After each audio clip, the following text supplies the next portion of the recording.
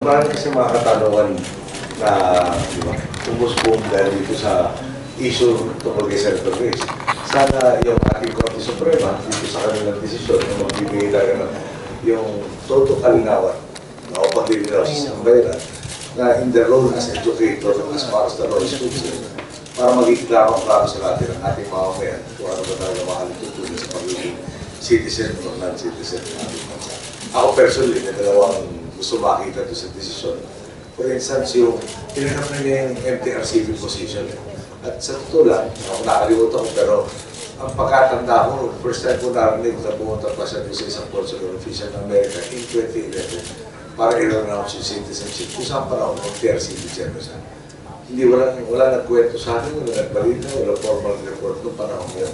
Ang recognize na nung bakit kailangan pa ko dahil ang assumption ko ay matagal-tagal nang na-reacquire sa consular citizenship. So, gusto makita, sana may tugon doon sa mga tanong tulad doon sa desisyon na hinintay natin ilabas ng Korte Suprema. Gusto natin makita, maliwanagan, lahat ng issues. Sana magkaroon ng kompletong tugon doon sa desisyon na ilalutanan na. Para ma-apekto, siyempre magkaroon ng push sa kanyang kandidatura. Gano'ng katagal yung push, hindi natin masasabi yan. Pero ang dulo mo nito, yung dapat gawin mo, kaya mo, hindi mo kaya mo doon. Huwag mo nang masyado problemahin yung sa bagay na wala kang control.